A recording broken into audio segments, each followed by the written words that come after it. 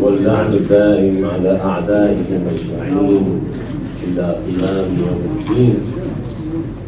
السلام عليك يا أبا عبد الله، السلام عليك يا أبا عبد الله وعلى الأرواح التي حلت بفنائك وأناحت برحمك. عليكم مني سلام الله أبدا ما بقيت وبقي الليل والنهار، ولا جعله الله آخر العهد مني لزيارتكم أهل الكريم. السلام على الحسين وعلى علي بن الحسين وعلى أولاد الحسين وعلى أصحاب الحسين. Dice Dios Todopoderoso en el Sagrado Corán, en la Sura Yusuf, después de narrar los acontecimientos de la Sura. ولقد أعوذ بالله من الشيطان الرجيم بسم الله الرحمن الرحيم ولقد كان في قصصهم عبرة لأولي الألباب. Realmente que en esas historias del Corán hay una ibra. Ibra se puede traducir como una lección, es algo que deja una enseñanza. Ibratan li'ulil albab, para los que tienen inteligencia, para los entendidos. Muchas veces se cuentan historias, pero no todos se aprovechan de la historia. Es por eso que Ibratan li'ulil albab, los que tienen inteligencia, los que tienen intelecto, los que saben razonar, son los que sacan las mejores enseñanzas de todas esas historias. Esta historia no la cuenta el Corán, pero el Corán no es un libro de cuentos, no es un libro que nos está simplemente contando historias. Pero el Corán es un libro de guía. Como es un libro de guía, tiene diferentes formas de hacer llegar su mensaje a la gente. Tiene varios métodos. Uno de los métodos es que pensemos y contemplemos en la creación. Por ejemplo, nos habla de los signos, ayat, y no se refiere a las leyes del Corán. وَسَنُرِيَهُمْ آيَاتُنَا فِي الْآفَاقِ, donde vamos a hacer ver nuestros signos en los horizontes y también adentro de ellos mismos. Cuando el Corán, el Karim, nos señala todos los ayat o todos los signos, es para que reflexionemos. El Imam Ali bin Abi Talib alayhi salam, en su carta que le escribió a su hijo el Hassan, hay una carta que está traducida por ahí que se llama Carta del Imam Ali a su hijo el Hassan, que yo no creo que sea para su hijo el Hassan por diferentes motivos. Hay que ver el contenido de la carta, se da cuenta, teniendo en cuenta que esta carta fue escrita después de la batalla de Siffin, y le habla a un hijo que todavía está en la flor de la edad, que recién está creciendo, y el Imam Hassan ya tenía su edad. Además hay varios contenidos ahí. Esta carta le escribo a un hijo que está que puede estar afectado por cuestiones mundanales, y a uso de que el Imam Hassan esté afectado por cuestiones mundanales. Creo que es para otro de sus hijos. Pero en esta carta es muy importante. Es conocida como Carta del Imam Ali a su hijo el Hassan, por eso la nombro de esta manera. El Imam Ali bin Abi Talib le dice a su hijo que primero le da varios consejos. Entre esos consejos también está el hecho de que lea lo que ha sucedido a los pueblos anteriores, precisamente para que pueda razonar y pueda entender y no cometa los mismos errores que han cometido la gente del pasado. Que aprendamos de los errores de los demás. Nosotros ya tenemos suficiente entendimiento, tenemos suficiente cultura general como para no cometer los errores que cometen los demás, pero lamentablemente, ¿quién escucha? Lamentablemente seguimos cometiendo los mismos errores. Alhamdulillah, la civilización humana ha mejorado, y ha mejorado muchísimo. En la época de Sayyidina Musa alayhi salam no sabían atrás de la montaña si seguía el mundo o no. En cambio, en la época de Sayyidina Muhammad sallallahu alayhi wa alihi, lo primero que hizo, primero que Allah subhanahu wa ta'ala, lo primero que reveló fue la palabra Iqra, que lea a la gente, que se instruya, que la gente no sea simplemente alguien como en la época de Sayyidina Musa alayhi salam. En la época de Sayyidina Musa, ¿por qué podían engañar tan fácilmente a la gente común? Porque no tenía instrucción. El que sabía leer y escribir era el escriba del faraón. Alguien que, imagínense hoy un físico atómico o algo por el estilo. O sea, alguien que sabía leer y escribir. Y es por eso que tan fácilmente podían engañar a la gente común. Cuando se dio el duelo entre Sayyidina Musa alayhi salam y los magos, los primeros que creyeron en Sayyidina Musa, ¿quiénes fueron? Los mismos magos, los mismos brujos. En cambio la gente común, ¿qué dijo? Ganó Moisés. Se van a tener que preparar mejor los magos para la próxima. Porque no entendían la diferencia entre un milagro, entre una mu'jiza y un milagro, y la brujería, superchería o lo que sea que hacían estos brujos. Porque faltaba cultura general.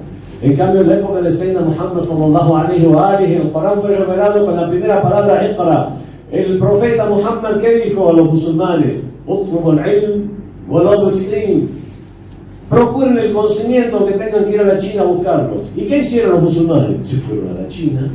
Se fueron a la China y así establecieron la ruta de la seda y todas estas rutas que podemos decir que fue la primera vez en la historia que el Islam y la civilización islámica fue la primera civilización que pudo conectar todo el mundo conocido en ese entonces. Pero es por eso que uno de los uslub al-Qur'an, los métodos del Qur'an, es hacernos pensar. Pero ¿quién puede pensar? El que tiene con qué pensar. Es muy difícil hablar con un ignorante. Es muy difícil hablar con un ignorante. Debemos hablar por lo menos con alguien que tenga una base. Es por eso que el mismo Sagrado Corán, ¿qué nos aconseja cuando nos hablan los ignorantes? وَإِذَا خَطَبَهُمُ الْجَاهِلُونَ قَالُوا سَلَامًا. Díganle salam aleikum, nada más. A los ignorantes no es que están discutiendo porque no hay una base para comenzar a edificar una estructura argumental. Hay que decirle salam. Inshallah, que de a poco esta gente se despierte de su ignorancia y ahí podremos, inshallah. Entonces, pensar es una de las formas que el Sagrado Corán nos guía para que nosotros sigamos ese rumbo. Otra de las formas que el Sagrado Corán nos enseña es planteándonos algunos signos de Dios específicos, milagros que razonemos el mundo. Miren, a las montañas están dispuestas como estacas. ¿Sabían que una estaca, el que va en campamento sabe, una estaca hay que poner 2/3 abajo de la tierra y tiene que sobresalir 1/3? Y vemos hoy en día, al igual que los icebergs, lo mismo pasa con las montañas. La montaña no es solo lo que nosotros vemos. Hay 2/3 de la montaña, de la estructura de la montaña que nosotros no vemos, que está clavada en la tierra y cumple la misma función de las estacas, que hacer que toda la corteza terrestre no esté girando sobre el magma. Entonces cumple la misma función de las estacas. ¿Quién lo sabe eso? Los musulmanes, que después fueron a reflexionar acerca de los signos de Dios. Bueno, y hay muchos otros signos, no los voy a mencionar, no tengo tiempo tampoco. Otra de las formas con que el Corán nos guía nos llama a seguir los preceptos y leyes. Y nos dice que piensen, estos preceptos y leyes a ustedes les conviene. La gente, los seres humanos necesitan una ley. Si no existe ley, es todo caos. Dijo el Imam Ali ibn Abi Talib, contestándole a los jariyitas cuando dijeron la hukma illa billah. Inni al-hukmu illa billah. Solamente el juicio o el gobierno es de Dios y no adoramos más que Él. ¿Qué es lo que querían decir? Que el Imam Ali alayhi salam no tenía que gobernar, el único gobernante es Dios. Bueno, ellos mismos se pusieron una mierda para su propio grupo. Pero el Imam Ali, ante eso, dijo: necesariamente debe haber un gobernante, o adel o zalem, que sea justo o que sea injusto. ¿Cómo que sea injusto? Porque si no, lo que hay es un caos. Aún cuando un gobernante injusto, por lo menos uno sabe a qué atenerse. Pero si no, reina el caos y uno no sabe si mañana va a estar vivo. Entonces nosotros tenemos estas enseñanzas donde el Corán nos llama a seguir los preceptos y las leyes.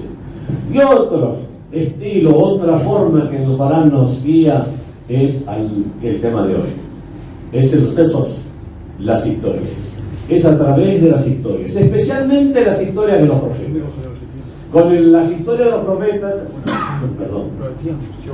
lo que hace el Sagrado Corán no es simplemente entretenernos. El Corán no es un libro para entretenernos, sino como Como dice esta ley que yo leí al principio de la sesión, لَقَدْ كَانَ فِي قِصَصِهِمْ عِبْرَةً لِأُولِي الْأَلْبَابِ, es para que saquen enseñanza los entendidos, aquellos que entienden. El Corán, por ejemplo, nos cuenta historias, pero no solamente de los profetas, nos cuenta historia también de grupos humanos.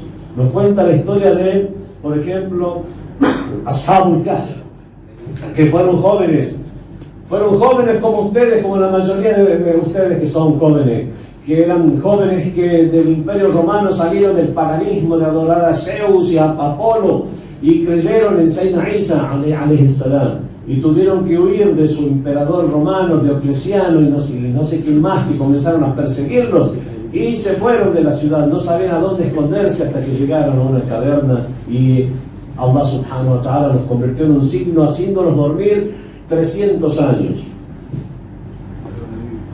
En algunas partes dice 300 años, en otras partes dice 311 años. ¿Por qué? Uno es en años solares y otro es en años lunares. Por eso vamos a encontrar que los cristianos cuentan esta historia también, pero hablan de años solares, por eso dicen 300 años. Otro grupo, por ejemplo, que también nos cuenta el Sagrado Corán, es Ashabul Ukhdud. Ashabul Ukhdud fueron una gente cristiana que fueron masacrados por gobernantes que se convirtieron a la religión judía y querían imponer la religión judía sobre todos estos cristianos que seguían la verdadera religión de Isa.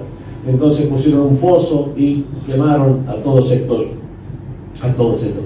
creyentes. Hay muchas historias, nos vemos en historias de valentía, gente que se sacrifica por otros, no solamente los profetas. Otros modelos como la esposa del faraón, Asia, la esposa del faraón, ¿a dónde estaba viviendo? Estaba en el peor opresor de la época, en el peor enemigo de Hujjatullah al-Ard en ese entonces, que era Sayyidina Musa. Y vemos cómo ella era creyente, a pesar de estar a la par del peor opresor de su tiempo y tener todas las facilidades y las comodidades para directamente olvidarse de Dios, olvidarse de la espiritualidad. O la madre de Sayyidina Musa alayhi salam, o también Habib al-Najjar, el protagonista de la sura Yasin, cuando nos cuenta el Sagrado Corán cómo Allah subhanahu wa ta'ala envió a 2 ángeles para que fueran a predicar a un pueblo, y después después envió un tercer ángel para fortalecerlos más, y la gente no creyó, hasta que nos dice el Sagrado Corán,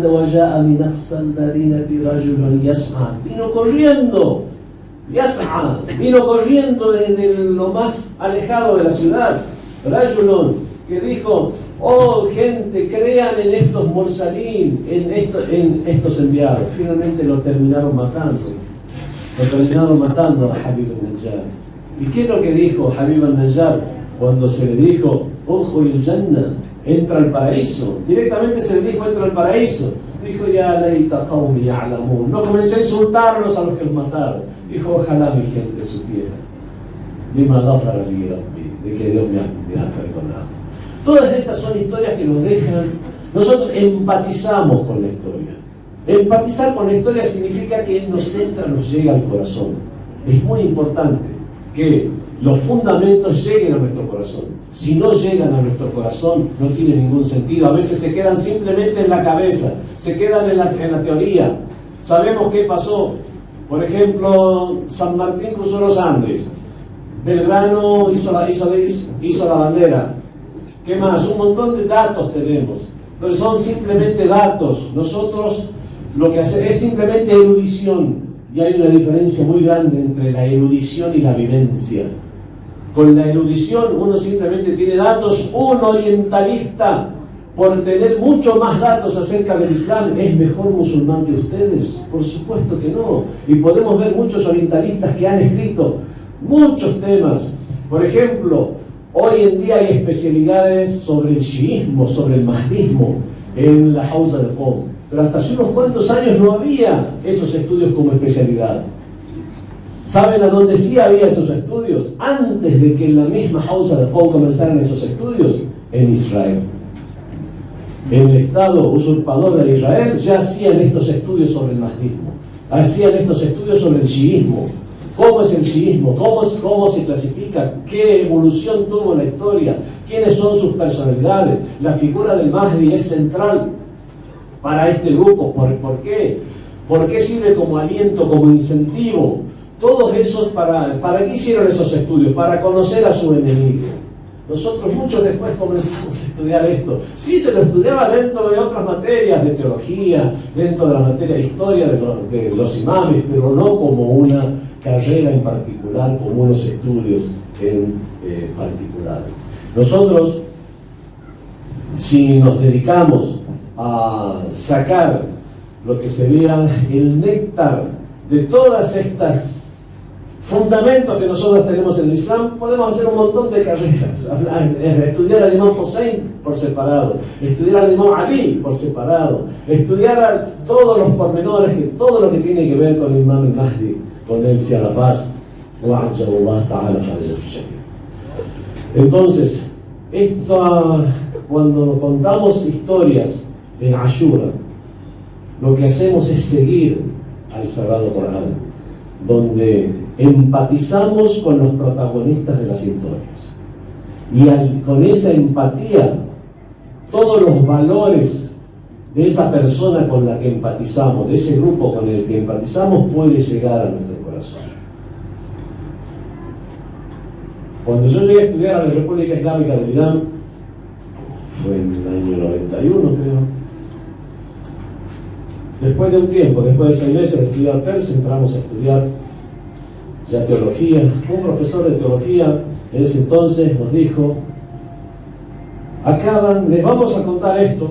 Muchas veces no nos gusta hablar de estas cosas, pero hay un autor de libros de teología muy bueno que fue atrapado por la policía porque difundía corrupción.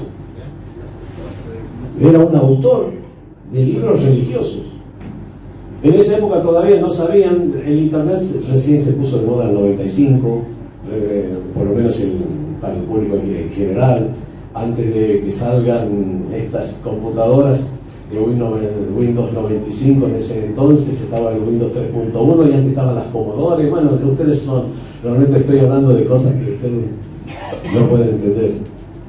Pero ya existían los modems con las Commodore antes de que la IBM y la PC sean algo que esté al alcance de la gente. Con estos modems, que lo tenían obviamente grandes compañías y tal vez algunas personas con dinero, podían transmitirse datos.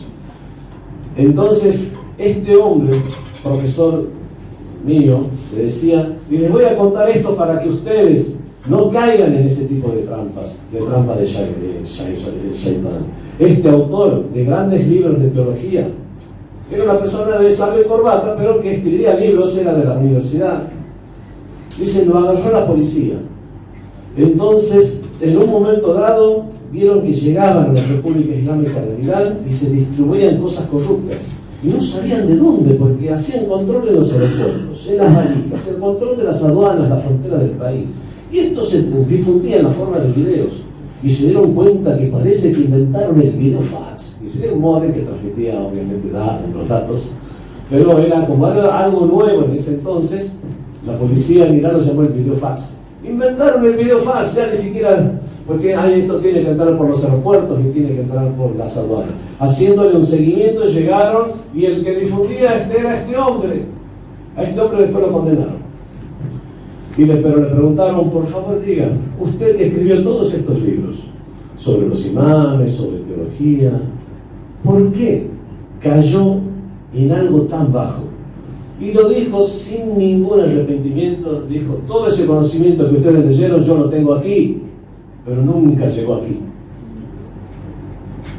Y es por eso que les estoy contando esta historia. Eso nos dijo mi profesor.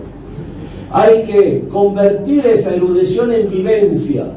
Nosotros los shias sabemos convertir esa erudición en vivencia con Muharram, con Ashura, con el Arba'in del Imam Hussein. Convertimos esos datos y esos conocimientos en vivencia. Y eso, por ejemplo, lo podemos ver con un análisis lingüístico de unas cuantas palabras. Una vez se le dijo a alguien que no era shia, alguien que era musulmán pero no era shia: nosotros los shias amamos a Hussein. Nosotros también queremos a Ahlul Bayt. Vaya a ver puede ir al Egipto para ver la cantidad de personas que aman a Ahlul Bayt. Una vez un gran profesor Shia dijo: ustedes lo que tienen es mahabba por Ahlul Bayt. Nosotros lo que tenemos es mawadda, como dijo el profeta del Islam, como ya han hablado en las noches anteriores, que el profeta del Islam fue el único que pidió una recompensa. Todos los profetas decían: hemos difundido la religión y no pedimos recompensa. El único que dijo: quiero una recompensa, fue el profeta del Islam. ¿Y cuál era esa recompensa? Al-mawadda fil qurba. No dijo mahabba, dijo mawadda. ¿Cuál es la diferencia entre estas dos palabras? Mahabba es amor, tener amor, y mawadda es expresar ese amor con hechos. Este sabio le dijo a este hermano Sunna: ustedes tienen mahabba por Ahlul Bayt, pero le falta la mawadda. ¿Cómo es? Mahabba es, por ejemplo, que alguien diga, un muchacho: me gusta mucho una chica, tengo mahabba por esa chica. Bueno, ¿qué hiciste al respecto? No, nada, me da vergüenza, nunca fui a hablarle, a decirle nada. Usted lo que tiene mahabba, pero nunca convirtió esa mahabba en mawadda. Nunca la convirtió en un amor y en un afecto que ya se expresa en hechos, como para ir a hablarle, a tratar, intentar por lo menos atraer su atención.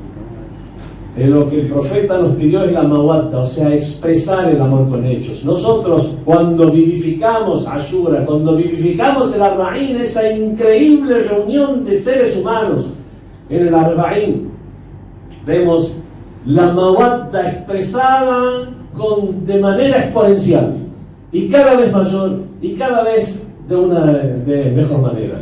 Ahora, por unas cuestiones estuve en la zona, estuve en Karbala hace unos días. Ya están preparando, pero no para ahora, para Muharram. Estaban preparando ya para el Arba'ín. Estaban preparando ya muchos stands, estaban de a poco construyendo lo que tenían que construir.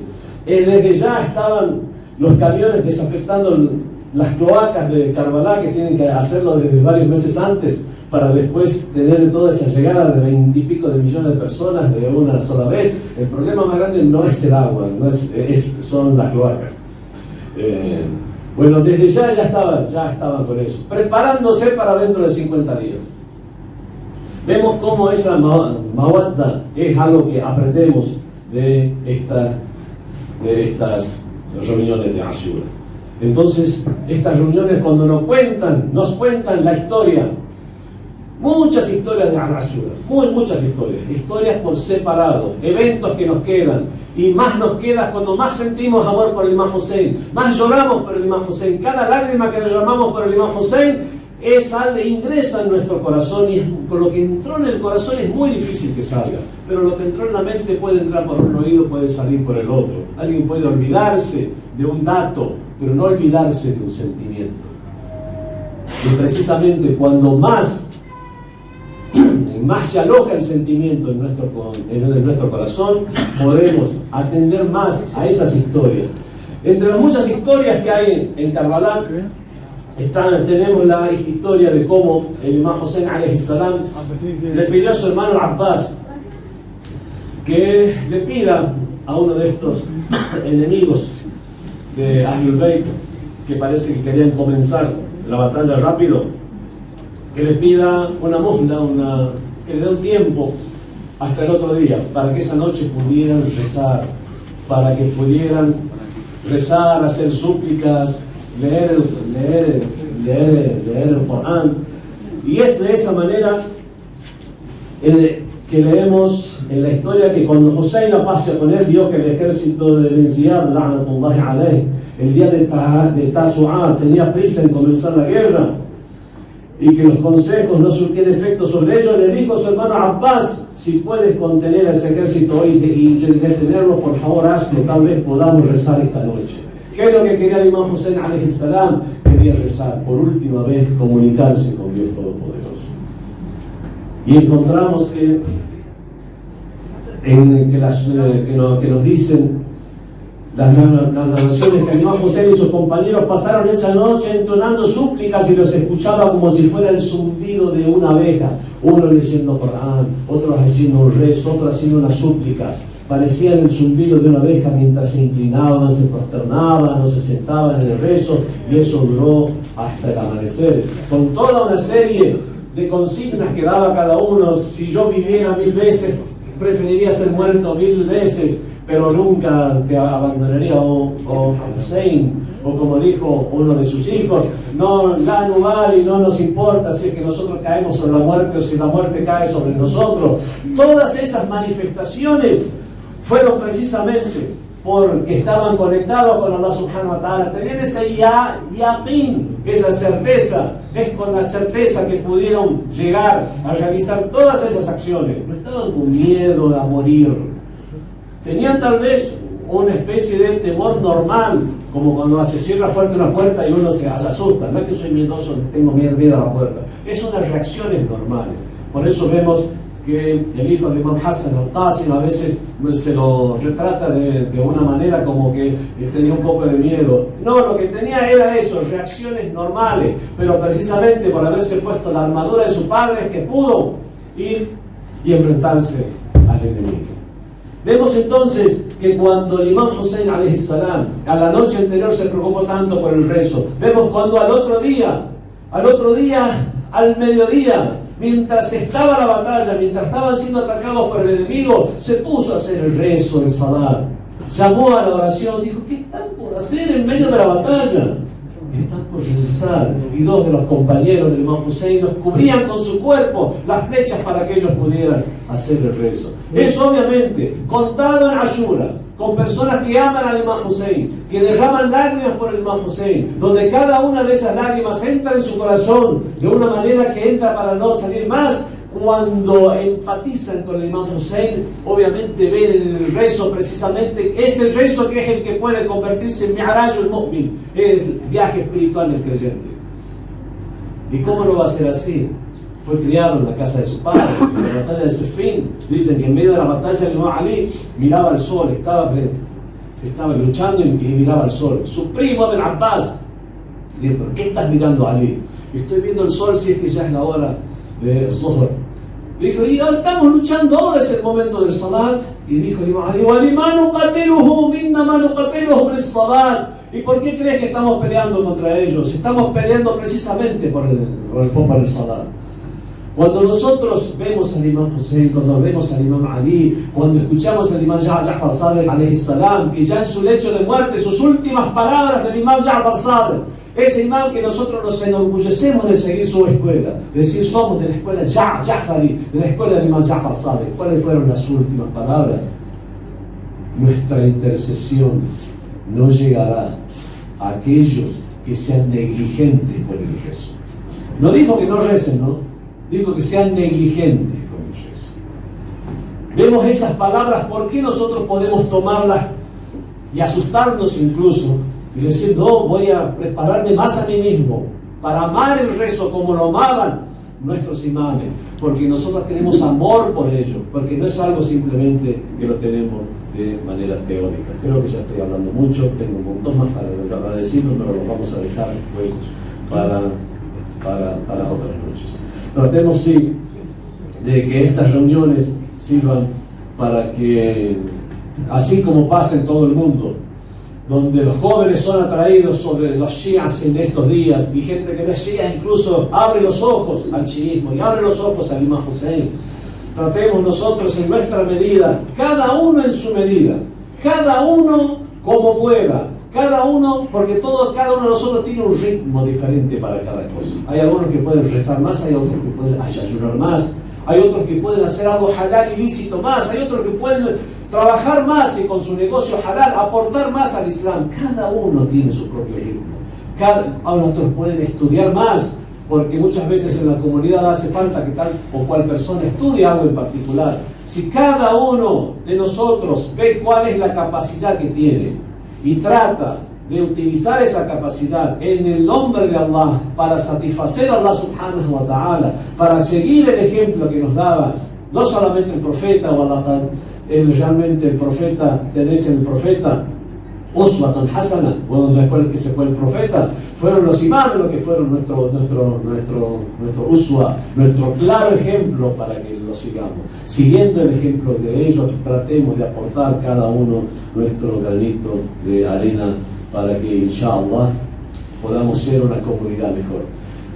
Leemos en la Ziyara de Ashura que nosotros pedimos no solamente ser amigos de nuestro walí o de nuestros awliya, sino ser amigos de Maniwal y Hussein, Maniwal y Ahlul Bayt, ser amigos de los amigos de Ahlul Bayt. Pedimos por los amigos de Ahlul Bayt.